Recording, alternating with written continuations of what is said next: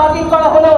বন্ধুগণ, আমরা বলতে চাই আজকে এখানে যারা দাঁড়িয়েছে সেই বিষয় নিয়েও এই সমস্ত বিষয়ের সাথে যুক্ত আজকে প্রশাসক নগরবাসীর সাথে আলাপ আলোচনা না করে, কোন স্টেক হোল্ডারদের সাথে আলোচনা না করে কোন স্বৈরাচারী সিদ্ধান্ত তিনি নিতে পারেন না। আজকে এখানে আমরা একাত্মতা ঘোষণা করতেই শুধু আসিনি, আমরা বলতে চাই এই নাগরিক আন্দোলন আজকে তাদের উপরে হামলা হয়েছে। গতকালকে মাইক মারতে গিয়ে তাদের একজন বয়স্ক ইঞ্জিনিয়ারের উপরে যেভাবে সিটি কর্পোরেশনের ভিতরে ডেকে নিয়ে হামলা করা হয়েছে, আমরা অবাক হয়ে যাচ্ছি।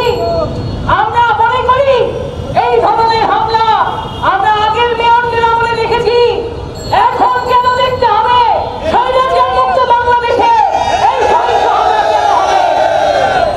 আজকে একজন ইঞ্জিনিয়ার তিনি কি তার দাবির কথা বলতে পারবেন না? এই মত প্রকাশের স্বাধীনতার জন্য আবু সাঈদ জীবন দিয়েছে, এই মত প্রকাশের স্বাধীনতার জন্য মুগ্ধ জীবন দিয়েছে, এই মত প্রকাশের স্বাধীনতার জন্য এই ১৫০০ ছাত্র জনতা শ্রমিকেরা বুকের রক্ত দিয়ে আজকে অভ্যুত্থান করেছে। সেই নতুন দেশে আজকে